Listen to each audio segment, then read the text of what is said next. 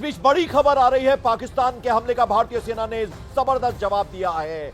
आपको बता दें, जिस तरह से पाकिस्तान की तरफ से लगातार ड्रोन अटैक किए जा रहे थे, जिनको कि हवा में ही मार गिराया था भारतीय सेना ने, अब जवाबी कार्रवाई भारतीय सेना की तरफ से दी गई है। यानी पाकिस्तान के हमले का जवाब दिया है भारतीय सेना ने। और आपको बता दें, ये बड़ी खबर आ रही है, यानी पाकिस्तान की तरफ से जो कोशिशें हो रही थी उसको नाकाम किया भारतीय सेना ने। और अब पाकिस्तान में वहां पर जो पाकिस्तान के कई ठिकानों को पूरी तरह से ध्वस्त कर दिया है। यह जवाब भारत की तरफ से, भारतीय सेना की तरफ से दिया गया मुर्तजा, ये बहुत जरूरी भी।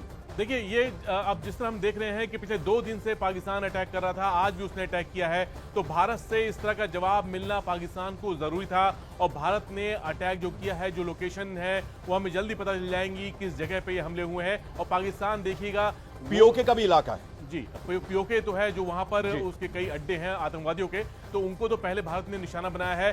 कोई शक नहीं होगा कि भारत ने इस बार किसी मिलिट्री बेस को ऐसे टारगेट किया हो जहां से पाकिस्तान की ड्रोन जो अड्डे हैं वो हो, क्योंकि पाकिस्तान के पास तुर्की और चीन, इन 2 देशों के जो ड्रोन है वो हैं। और पाकिस्तान जो है वो लॉन्ग रेंज ड्रोन ऐसे रखता है जिससे भारत में बड़ी दूरी तक, लंबी दूरी तक जो अटैक किए जाते हैं। तो हम देखेंगे कि आगे ये किस अड्डों पे बिल्कुल। तो बड़ी खबर आ रही है, भारतीय सेना ने जबरदस्त तरीके से जवाब दिया है पाकिस्तान को और उनके 4 ठिकानों को ध्वस्त करने की खबर आ रही है। यानी ड्रोन से हमले, भारत की तरफ से जवाबी कार्रवाई की गई है। नीरज, कुछ अपडेट इस खबर पर आपके पास?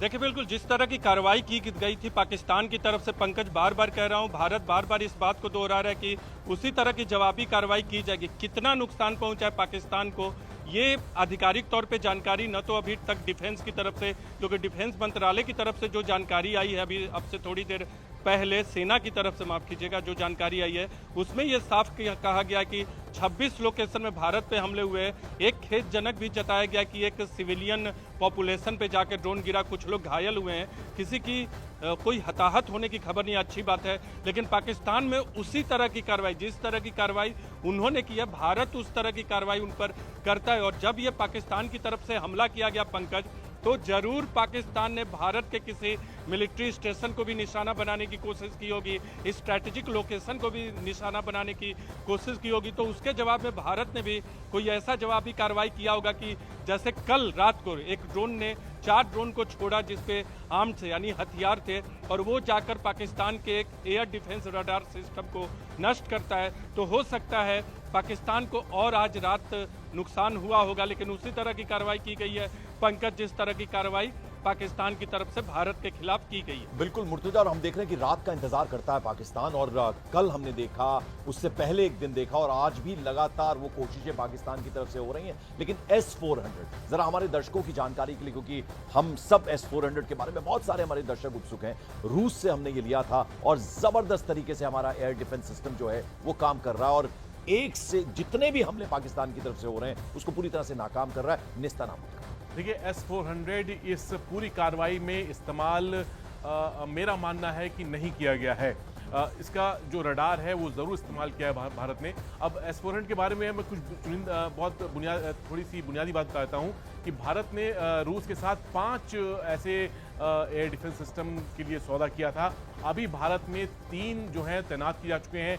एक उत्तर भारत में है जो पंजाब। इस बारे में बात करेंगे जरा। बड़ी खबर पर हम एक बार संदीप बोल हमारे साथ जुड़ रहे हैं। संदीप बोल, जो जानकारी मिल रही है, भारत ने मुंहतोड़ जवाब दिया है, 4 ठिकानों पर ड्रोन से अटैक किया है, जवाबी कार्रवाई की है भारत, क्या जानकारी? बिल्कुल बिल्कुल, देखिए रिटेलिएशन तो होना ही था और रिटेलिएशन हो भी रहा है। भारत ने उसी तरीके से, उसी अंदाज में रिटेलिएट करना शुरू किया जिस तरीके का पाकिस्तान ने शुरू किया था। और हालांकि अभी तक ये बहुत पुष्ट जानकारी नहीं है कि किस किस जगह पर स्ट्राइक किया गया है, लेकिन इतना बिल्कुल तय है कि भारत इस तरीके के रिटेलिएशन को करने वाला था, क्योंकि भारत ने साफ किया था कि एस्केलेशन अगर आप करोगे तो उसका जवाब दिया जाएगा। और जिस तरीके का एस्केलेट किया पाकिस्तान की तरफ से, इस बार फिर से जैसे कल उन्होंने किया था उसी तरीके से आज किया।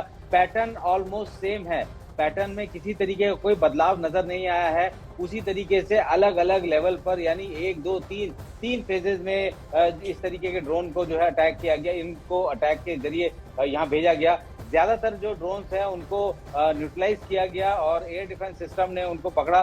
सबसे बड़ी समस्या ये है कि ये जो ड्रोन्स है ये साइज में बहुत छोटे हैं, ऐसे में जो रडार से एक्चुअल रडार से उनमें पकड़ पाना बहुत मुश्किल होता है। लेकिन अब भारत ने खुद, डीआरडीओ ने एक ऐसा रडार तैयार किया है जो कि इस तरीके के ड्रोन्स को भी पकड़ सकता है, और यही वजह है कि जितने भी ऐसे ड्रोन्स वहां से लॉन्च किए गए हैं उनको न्यूट्रलाइज किया जा रहा है आराम से।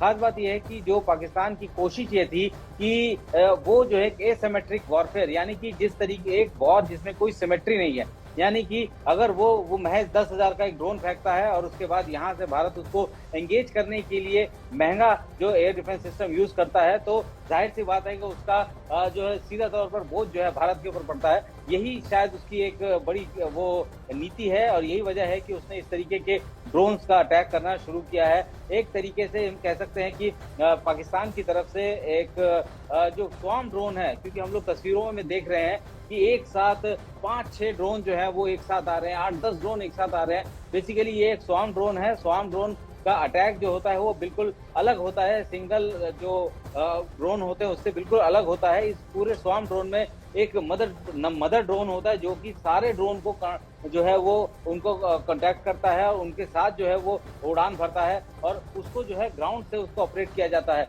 और जो भी ऐसे ड्रोन जो कि भारतीय एयर डिफेंस सिस्टम के रडार में है और जो कि उनके किल रेंज में है, उनको न्यूट्रलाइज किया जा रहा है। जैसे कि बीते रात को भारतीय सेना ने तकरीबन 50 ऐसे ड्रोन जिनको कि पाकिस्तान ने भारत में भेजा था अलग अलग तरीके के जो है मिशन के लिए, खासतौर पे कि किसी भी एक भी ड्रोन में जो कि जम्मू की तरफ भेजे गए थे वो जो है उनमें कोई एक्सप्लोजिव था ही नहीं। तो उसके मतलब सीधे तौर पर ये था कि वो इस चीज की टो लेने आया था कि वहां भारत में जो इंस्टॉलेशन है वो किस जगह का, और एक जासूसी का मकसद था। लेकिन अब जिस तरीके के हालात है, पता था भारत को भी कि इस तरीके की सिचुएशन आएगी, लेकिन भारत उसी हिसाब से रिटेलिएट बिल्कुल भारत उसी तरह से रिटेलिएट कर रहा है, जवाब दे रहा है। संदीप, यहाँ एक और इंपॉर्टेंट चीज है, जैसा आपने बताया कि वो सस्ते ड्रोन जो है सिर्फ स्पाई करने के इरादे से, जासूसी करने के इरादे से भेज रहा है, जिनको कि नष्ट कर रहा है भारत। लेकिन भारत किस तरह की कार्रवाई कर रहा है? ये जानकारी जो आप दे रहे हैं कि 4 जगहों पर जवाबी कार्रवाई भारत की तरफ से हुई है, तो ये सिक्रेटिव ढंग से जो चीजें हो रही हैं, ये भी एक स्ट्रैटेजी का भारतीय सेना का हिस्सा हो सकता है। बिल्कुल, देखिए स्ट्रेटेजी जो होती है वो अमूमन हर जगह, हर फौज में जो है एक सीक्रेसी मेंटेन करके रखी जाती है, क्योंकि अगर आपकी स्ट्रेटेजी बाहर आ जाएगी तो फिर उसको काउंटर करना बहुत आसान हो जाता है दुश्मन के लिए। इसी वजह से कोई भी ऑपरेशन जो भी कंडक्ट किया जा रहा है उसको बिल्कुल सिक्योर किया जा रहा है, सीक्रेट उसको रखा जा रहा है ताकि वो जो है बाहर ना निकल पाए। और यही वजह है कि कोई भी ऑपरेशन अगर सक्सेसफुल होता है उसके पीछे की सबसे बड़ी वजह होती है उसकी सीक्रेसी, और सीक्रेसी को मेंटेन करके रखना भारत सरकार को पता है, क्योंकि हम लोगों ने 3 स्ट्राइक किए हैं और 3 स्ट्राइक में इतने बड़े पैमाने पे स्ट्राइक करना और उसके बावजूद किसी भी तरीके की खबर बाहर ना आना, ये अपने आप में दिखाता है कि कितना सीक्रेट मिशन जो है भारत अंजाम देता है। और इस वक्त जिस तरीके के स्ट्राइक्स भारत की तरफ से किए जा रहे हैं, जो हमें जानकारी मिल रही है कि भारत रिटेलिएट कर रहा है, और भारत उसी तर्ज पर रिटेलिएट कर रहा है जिस तर्ज पर पाकिस्तान ने भारत के ऊपर अटैक किया। बिल्कुल नीरज, जरा आपसे हम समझना चाहेंगे भारत किस तरह से तैयारी करके रखी है भारत ने, वो हमें दिख भी रहा है। वो ब्लैक आउट करना और फिर जिस तरह से मॉक ड्रिल्स और तमाम जो बैठकों का दौर जारी है दिल्ली में, यानी जो स्टेट गवर्नमेंट्स हैं, जो एडमिनिस्ट्रेशन है, पुलिस है, पूरा कोऑर्डिनेशन आपस में और पूरी तरह से तैयारी करके रखी है। एम्बुलेंसेज हो, फायर ब्रिगेड्स हो और पुलिस की डिप्लॉयमेंट हो, यानी हर पूरा देश जो है, अलग अलग राज्य जो हैं, पूरे सीक्रेट तरीके से ये सब तैयारियां करके रखी गई हैं भारत की तरफ से। पंकज, देखिए 4 जो राज्य हैं, जम्मू कश्मीर जो कि केंद्र शासित प्रदेश है, उधर लद्दाख की भी बात करें, लेकिन उधर जम्मू कश्मीर की बात करें, पंजाब की बात करें, राजस्थान की बात करें, गुजरात की बात करें, तो यहाँ तो तैयारियां जो है, क्योंकि यहाँ तो ड्रोन से हमले हो रहे हैं, तो यहाँ तो तैयारी वो लोग कर चुके। सीमावर्ती राज्य हैं ये सब, यहाँ तो तैयारी हो चुके।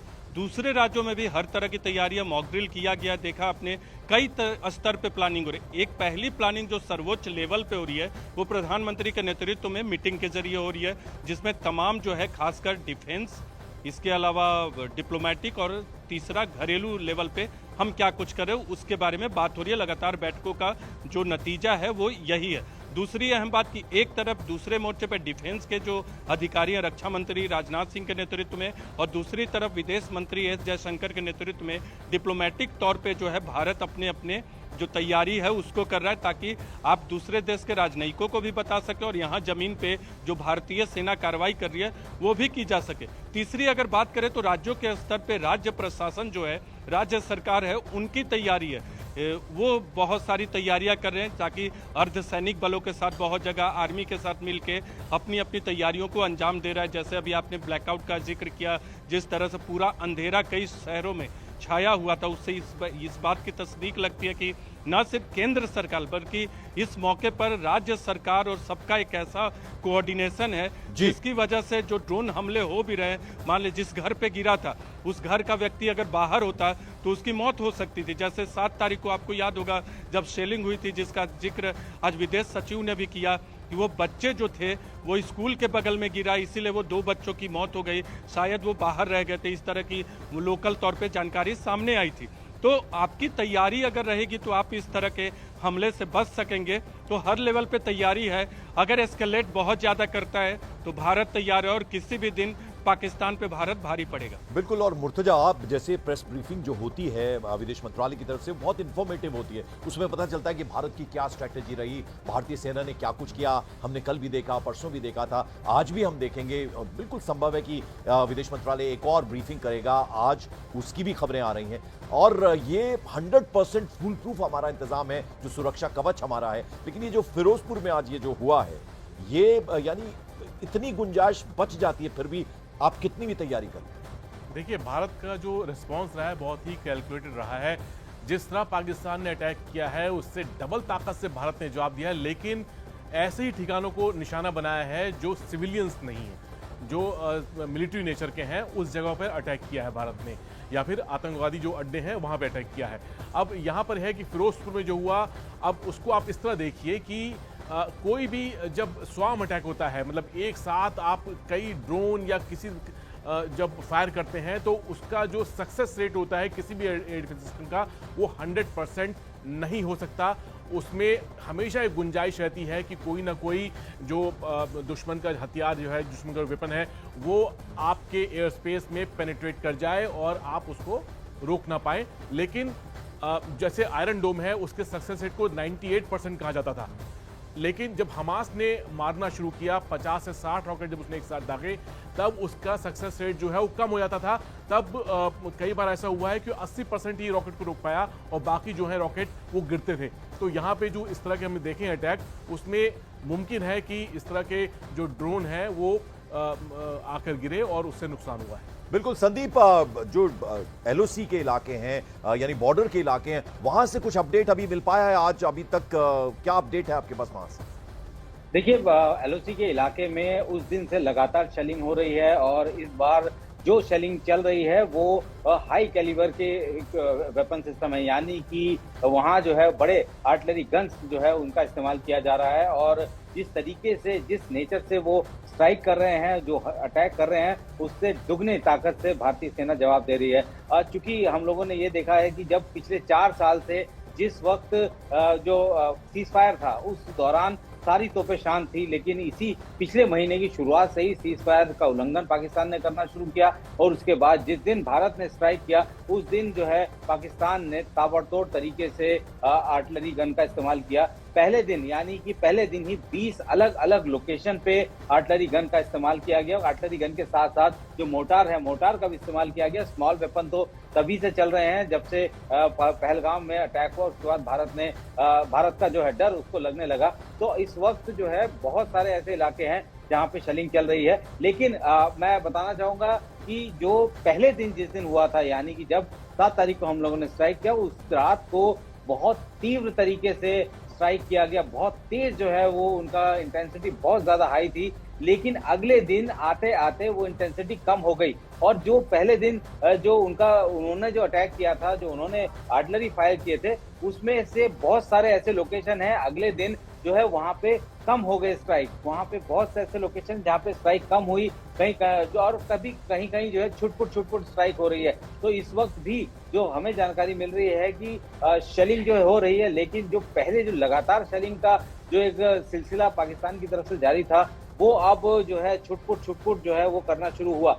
क्योंकि जिस दिन हम लोगों ने स्ट्राइक किया उस दिन आधे घंटे तक पाकिस्तान को इस बात की भनक तक नहीं लगी उसको करना क्या है। वो अपने आर्टिलरी गन की जो पॉइंट्स है, पिट्स है, उनको लगा, जिस जगह पे तैनात था उसको पता है कि भारत को उन पॉइंट्स के बारे में पता है, लिहाजा उसने गन को फायर करने से पहले अपनी लोकेशन तक चेंज की और उसके बाद से उसने 2-2.5 घंटे जो है लगातार फायरिंग की। उसके बाद धीरे धीरे मतलब 4 बजे तक कंटिन्यू फायरिंग हुई, उसके बाद धीरे धीरे उसकी इंटेंसिटी कम हो गई। तो अभी फिलहाल जो कल तक की जो जानकारी थी उसमें तो इंटेंसिटी थोड़ी बहुत कम हुई है, कुछ इलाके में कम इंटेंसिटी हुई है, लेकिन सबसे ज्यादा इफेक्टेड एरिया जो था वो पुंछ का एरिया था, जहां पे सबसे ज्यादा कैजुअलिटी, सिविलियन कैजुअलिटी भारत को उठानी पड़ी है। लेकिन एक चीज आपको याद होगा कि पाकिस्तान ने अभी तक किसी भी तरीके का कोई ऐसा क्लेम नहीं किया कि भारत की शेलिंग में उनका कोई जो है नागरिक मारा गया हो, क्योंकि भारत कभी भी इस तरीके की चीजें नहीं करता है कि वो निहत्थे लोगों को कभी भी अटैक नहीं करता। लेकिन पाकिस्तान है, उसकी साजिश ऐसी होती है कि वो अपने सारे जो जितने भी ऐसे इक्विपमेंट है या मोटार पोजीशन है या आर्टिलरी गन पोजीशन है, उनके पॉइंट्स है,